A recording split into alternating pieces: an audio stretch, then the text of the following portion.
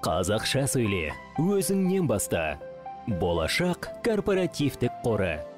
Жоба демеушісі BI Group инвестициялық құрылыс компаниясы. Зарғышты қарсы алыңдар! Жөп-жөпке қара, тұра тұр, мен көмектес алам. Апамды естідің ғой, секіруге көмектес.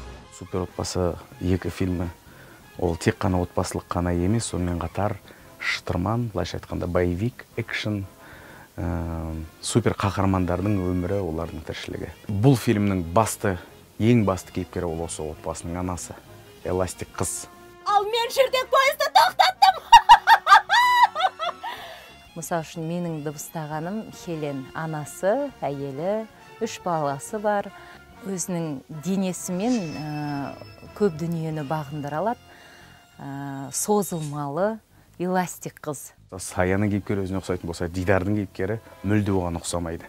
Себебі Дэш ол желаяқ, ол тентек, бұзық бала, ал Дидар отбасындағы үлкен бала, ол ақылды, сабағын жақсы оқиды, қарындасына қарап жүреді, ата-анасына көмектесетін нағыз өте сыпайы келген бала.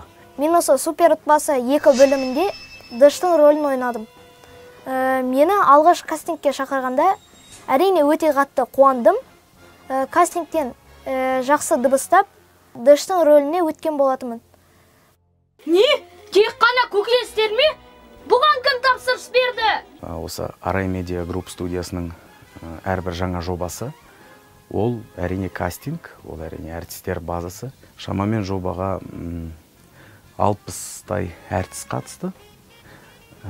Ең кішкентайының жасы 11-де, ең үлкеннің жасы 60-та. Мен Вайлет барды, яғни отбасындағы қызды дыбыстадым. Оның мінезі өте құбылмалы болды.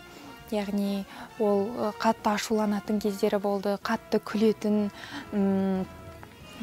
стресста болған кездері болды, кішкентай бауырларына қамқорлық көрсететін кездері болды, ата-анасымен келіспейтін кездері болды. Осы кездерде дауысты құбылтуға тура келді. Сен балаларға қарамағанда бұл қолымнан келмейсің. Bir амалын табуым керек, сонда ол да жеңіп шығар. Сонда біз де жеңеміз. Әрбір таңдалатын жоба, ол жай ғана дыбысталу үшін болмаса көрермен көру үшін ғана жасалатын емес. Ол осы тілімізді заманауи құралдар арқылы көрерменге жеткізу. Оның қаншалықты маңызды, біз үшін маңызды екен, мына жас ұрпаққа, балаларға, бүлдіршіндерге, оларға қолайлы құрал арқылы жеткізу. Бұл біздің ең басты мақсатымыз. 14 маусымнан бастап барлық кинотеатрларда супер отбасы қазақ тілінде көрсетілетін болады. Қапы қалмаңыздар, келіңіздер, көріңіздер. Қазақша сөйле, өзіңнен баста. Супер отбасы 2 мультфильмі өте қызық, және де барлығына жақсы әсер қалдырады деген ойдамын.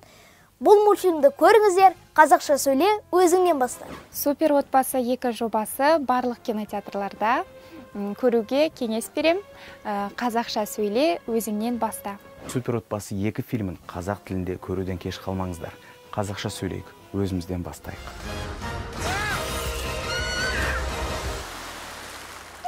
Супер отбасы 2. 14 маусымнан бастап кино